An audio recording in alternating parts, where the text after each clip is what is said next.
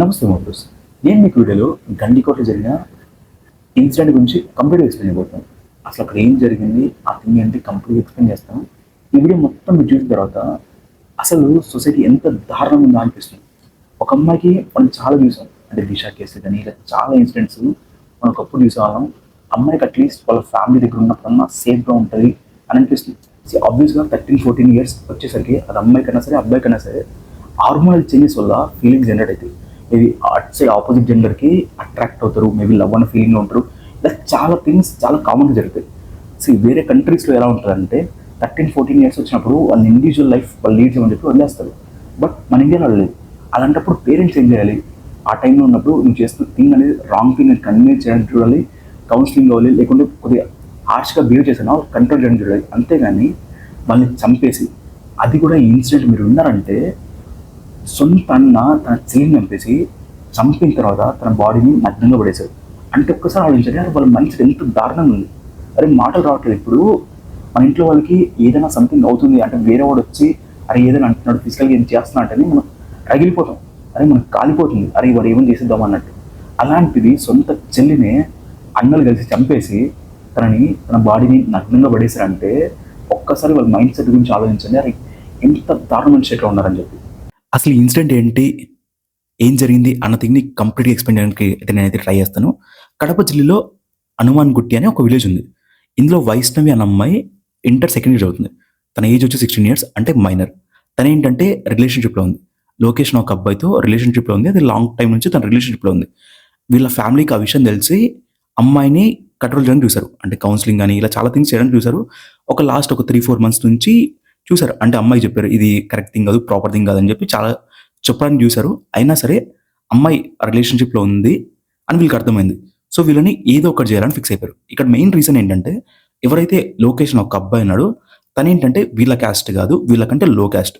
And తను 10th class fail. ఇప్పుడు నార్మల్గా విలేజ్లో ఉంటుంది కదా. సో అంటే మా క్యాస్ట్ అమ్మాయి ఏంటి అంటే ఆబ్వియస్గా చాలా విలేజెస్లో ఇప్పటికీ స్టిల్ ఉన్నాయి. హానర్ కిల్లింగ్స్ మీరు చూసారంటే ఇండియాలో చాలా మంది, అంటే పరువు హత్యలు ఇప్పటికీ చాలా మంది చేస్తున్నారు. దీనికి మెయిన్ రీజన్ ఏంటంటే అంటే మా స్థాయిలో ఉన్న అమ్మాయి లో స్థాయిలో ఉన్న అబ్బాయిని ప్రేమించడం ఏంటి, దీనివల్ల మాకు పరువు పోతుంది, బయట తెలిస్తే మా వాల్యూ ఏం కాలి, మేము తలెత్తుకుని తిరగలేం అని చెప్పి చాలా స్టిల్ ఇప్పటికీ జరుగుతున్నాయి. అలాంటి ఒక ఇన్సిడెంట్. సో వీళ్ళకి అర్థమైపోయింది, ఓకే ఈ అమ్మాయి యొక్క లవ్ స్టోరీ బయటకు వస్తే మన పరువు పోతుంది, ఏదో ఒకటి చేయాలి అని చాలా నుంచి ఆలోచిస్తున్నారు. అలాంటప్పుడే వైష్ణవి ఏం చేస్తుంది, వాళ్ళ అమ్మ యొక్క మొబైల్ తీసుకుని, తన దగ్గర మొబైల్ లేదు, వాళ్ళ అమ్మ యొక్క మొబైల్ తీసుకొని ఇన్స్టాగ్రామ్లో లాగిన్ అయ్యి లోకేష్ ఎవరైతే ఉన్నాడో తనకు మెసేజ్ చేస్తుంది. ఏమని, పలానా రోజు అంటే జూలై 15th. సో మా ఇంట్లో ఎవరు ఉండరు, నేను కాలేజ్కి వెళ్తా అని చెప్పి వస్తాను, వెళ్ళి మనకి గండికోటకి వెళ్దాం, అక్కడ వెళ్ళి కలుసుకుందాం అని చెప్పి తనైతే మెసేజ్ చేస్తుంది. తను మెసేజ్ చేసిన తర్వాత ఇన్స్టాగ్రామ్ అకౌంట్ని లాగౌట్ చేయకుండా అలానే పెట్టేస్తుంది. తను ఏదైతే మెసేజ్ చేస్తుందో ఆ మెసేజెస్ వాళ్ళ ఫ్యామిలీ వాళ్ళు చూసేస్తారు. తను నార్మల్గా పలానా రోజు మనం కలుసుకుందాం ఇక్కడ అని చెప్పి మెసేజ్ చేసింది. అండ్ అలాగే కొంత పర్సనల్ చాట్ అయితే అందులో ఉంది. ఈ చాట్ని మొత్తం వాళ్ళు చూసేస్తారు.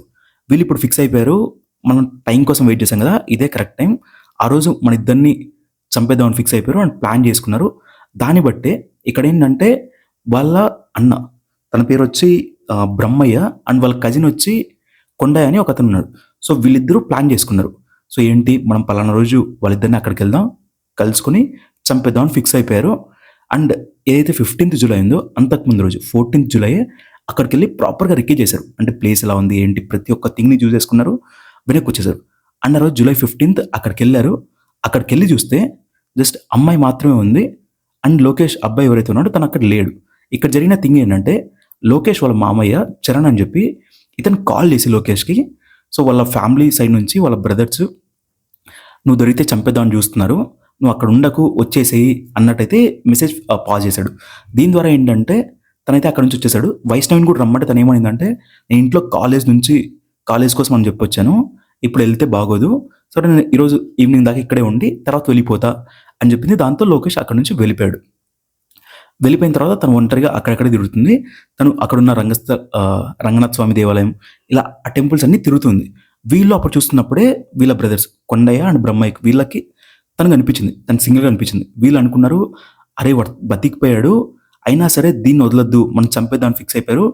వెంబడించి తన వెంట పరిగెట్టి తను పట్టుకొని గుద్దుతారు కదా, అంటే పిడిగుద్దులు గుద్దుతారు కదా, అంటే బలంగా, ఎంత బలంగా అయితే అంత బలంగా గుద్ది నువ్వు ఇలా చేస్తావా, నువ్వు చచ్చిపో, నీకు చావు ఒకటే దిక్కు అన్నట్టుగా తను గుద్ది గుద్ది చంపేశారు. తన్ని చంపేశారు. చంపేసిన తర్వాత తన బాడీ మీద ఉన్న బట్టలన్నీ లాగేసి తన్ని ఒక పొదల్లో పడేశారు. అంటే ఎందుకంటే ఇలా చేయడం వల్ల వాళ్ళ యొక్క మెయిన్ మోటివ్ ఏంటి అని ఏమని అర్థమవుతుందంటే, ఆబ్వియస్‌గా ఎవరైనా ఇలా చూస్తే ఏమనిపిస్తుంది? ఫిజికల్‌గా అమ్మాయిని ఏదో చేశారు. దాని తర్వాత అమ్మాయిని చంపేసి ఇలా పడేశారు అన్న థింగ్‌లో ఇన్సిడెంట్ డైవర్ట్ అవుతుంది అన్న ఉద్దేశంతోనే ఇలా చేశారని క్లియర్‌గా అర్థమవుతుంది. దీని తర్వాత అమ్మాయి కనిపించట్లేదని చెప్పి ఆ రోజు ఈవినింగ్ అయితే వీళ్ళ ఫ్యామిలీ అంతా కలిసి మిస్సింగ్ కంప్లెయింట్ అయితే ఫైల్ చేశారు. పోలీసులు చాలా సెర్చ్ చేశారు. అండ్ నెక్స్ట్ డే పోలీసులు ఎంత ఎదుగుతున్నా సరే కనిపించిన డెడ్ బాడీ కొండయ్య అని ఎవరైతే ఉన్నారో తను కజిన్. తనేంటంటే పలానా పొదల్లో ఉందని చెప్పి చాలా క్లియర్‌గా అంటే అక్కడికెళ్ళి డెడ్ బాడీ ఇక్కడ దొరికింది అని చెప్పి కనిపెట్టేశారు. అప్పుడు కూడా ఎవరికైనా సరే వీళ్ళ మీద అయితే ఎటువంటి డౌట్ రాలేదు. వీళ్ళ ఫ్యామిలీ మీద. ఎందుకు మెయిన్ రీజన్ ఏంటంటే ఎవరికైనా అనిపిస్తుంది. ఫ్యామిలీలో ఎంత దారుణంగానే చంపేసినా సరే మరి ఒక అమ్మాయిని చంపేసిన తర్వాత అంత నేకెడ్‌గా అయితే ఎవరు పడేరు అన్న ఉద్దేశంతో అటు సైడ్ థాట్ రాలేదు.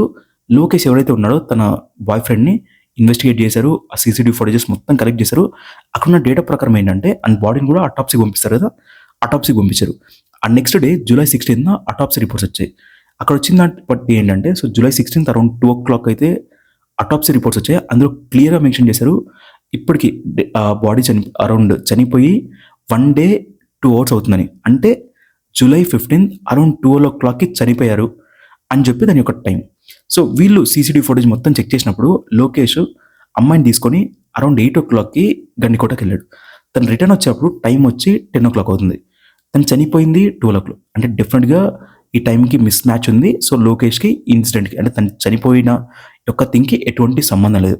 దాని తర్వాత చాలా థింగ్స్ పోలీసులు మొత్తం ఇన్వెస్టిగేట్ చేశారు.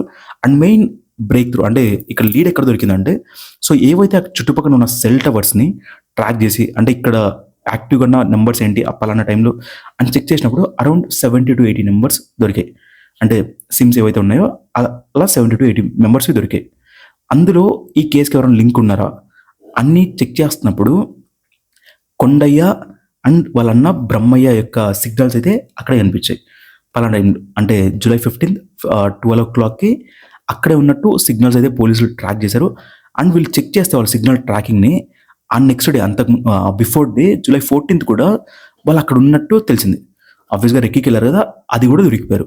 దీని తర్వాత వాళ్ళ యొక్క మెసేజింగ్ ప్లాట్‌ఫామ్స్ మొత్తం చెక్ చేసినాక వాళ్ళకి క్లియర్‌గా అర్థమైంది ఏంటంటే కొన్ని డేస్ బ్యాకే ఈ కొండయ్య అండ్ బ్రహ్మయ్య ఆల్రెడీ ఆ చాట్‌లో డిస్కస్ చేసుకున్నారు. ఎలాగైనా సరే వీళ్ళని చంపేసేయాలి, మనం చంపేసేయాలి అన్న చాట్ కన్వర్జేషన్ పోలీసులకి దొరికిపోయింది.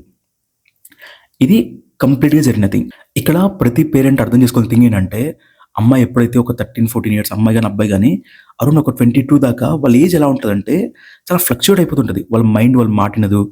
చాలా థింగ్స్ వైపు అట్రాక్ట్ అవుతుంటారు. అలా వెళ్దాం, ఇలా వెళ్దాం చాలా థింగ్స్ చేద్దామని చూస్తుంటారు. అలాంటి దాంట్లోనే రిలేషన్‌షిప్ అన్న ఒక థింగ్.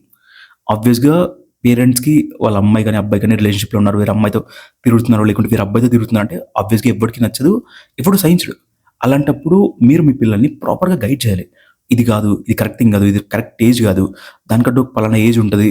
లేకుంటే వాళ్ళని ఏదో ఒకటి మోటివేట్ చేయాలి. సంథింగ్ ఏదైనా చేయాలి. అంతేగాని ఇలా చంపేయడం ఏంటి? చాలా దారుణం కదా! ప్రతి ఒక్కరికి ఒక లైఫ్ ఉంటది. ప్రతి ఒక్కరు ఈ భూమి మీదకి వస్తున్నారంటే ఒక పర్పస్తోనే వస్తారు. ఎవరు ఈ ఈ భూమి మీద పుట్టేశారు కదా! ప్రతి ఒక్కరికి ఒక పర్పస్ ఉంటది. అలాంటప్పుడు అసలు కన్న పేరెంట్స్ కన్నా సరే, ఎవరికైనా సరే ఇంకొకరి ప్రాణం తీసే రైట్ అసలుండదు. అది కూడా ఈ కేసులో ఎంత దారుణంగా ఉంటదంటే అరే చంపేసావు. చంపేసిన తర్వాత ఇన్సిడెంట్ డైవర్ట్ చేయాలా, అది చేయాలని చెప్పి సొంత చెల్లి యొక్క బట్టలు పీకేసి అమ్మాయిని అలా పడేయడం అసలు వినడానికి ఎంత దారుణంగా అనిపిస్తుంది తెలుసా? ఇలాంటి ఇన్సిడెంట్స్ కూడా స్టిల్ ఇప్పటికీ జరుగుతున్నాయా? అరే మనం 2025లో ఉన్నాం. అరే ఏఐ వస్తుంది. వరల్డ్ మొత్తం రెవల్యూషనైజ్ అయిపోతుంది. అలాంటి టైంలో కూడా స్టిల్ ఇప్పటికీ ఇంత మూర్ఖంగా మనుషులున్నారా అని చాలా బాధేస్తుంది. నా వరకు ఇలాంటోళ్ళకి ఎంత దారుణమైన శిక్షలు ఉండాలంటే ఫ్యూచర్‌లో ఎవడన్నా సరే ఇలాంటి ఒక ఇన్సిడెంట్ చేయాలంటే 1000 సార్లు ఆలోచించాలి. అరే నా లైఫ్ ఏమైపోతుంది? నా ఫ్యూచర్ ఏమైపోతుంది? ఇలాంటి ఒక ఇన్సిడెంట్ చేయడం వల్ల అని చెప్పి వాడికి గుర్తుండిపోయేలా శిక్షలు అయితే డెఫినెట్‌గా తీసుకొని రావాలనుకుంటున్నాను. మీరు ఈ ఇన్సిడెంట్ గురించి ఏమనుకున్నారో కింద కామెంట్ చేయండి.